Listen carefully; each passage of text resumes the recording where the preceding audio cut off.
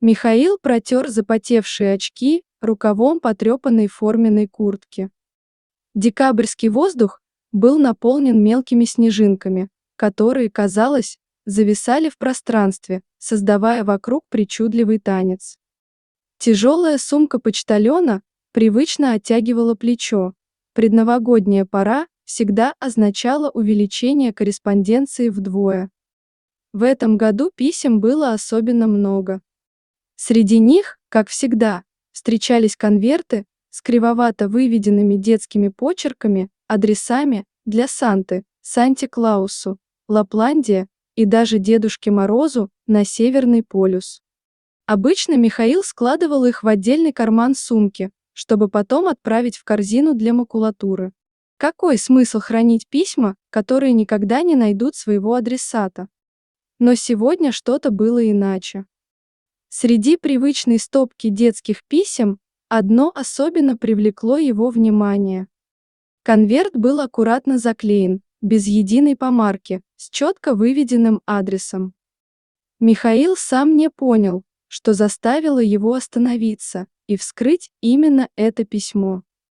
Возможно, это была какая-то особенная тщательность в его оформлении или необычная легкость конверта.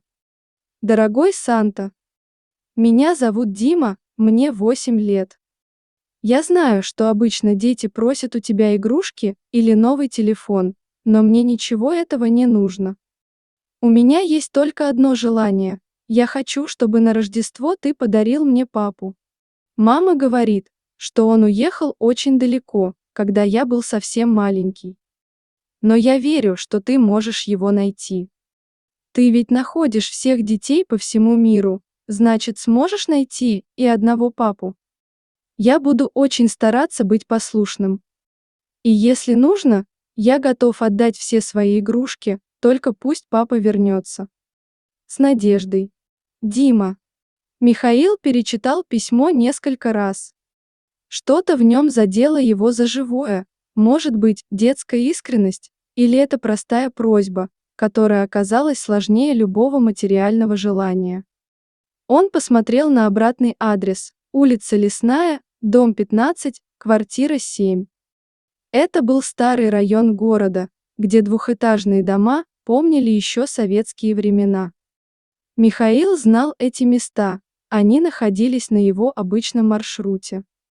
Но эта семья, должно быть, недавно переехала, потому что он не помнил, чтобы разносил им почту раньше. Ерунда какая-то, подумал он, засовывая письмо обратно в конверт. Но вместо того, чтобы положить его к остальным письмам Санте, он спрятал конверт во внутренний карман куртки. Следующие несколько дней превратились для Михаила в какую-то странную комедию ошибок.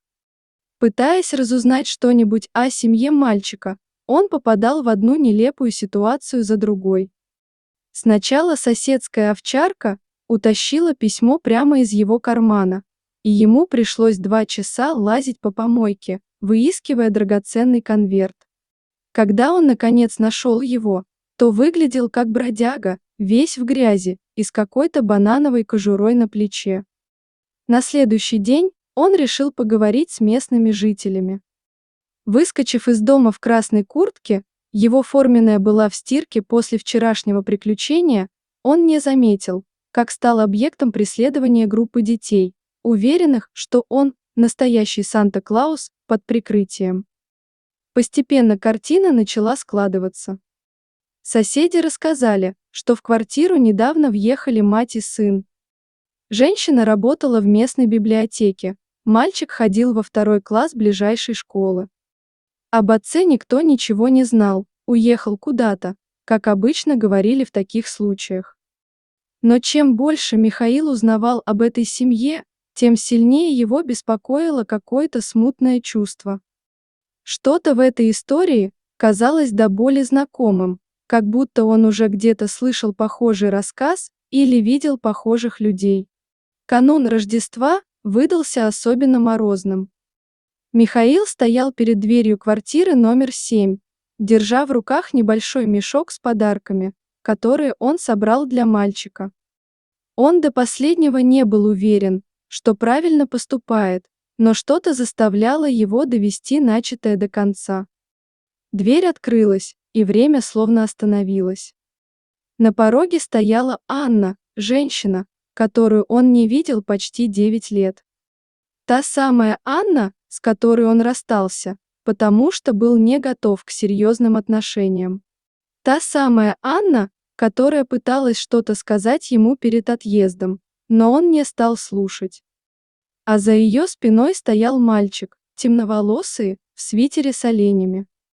Мальчик, который смотрел на него глазами, которые Михаил каждое утро видел в зеркале.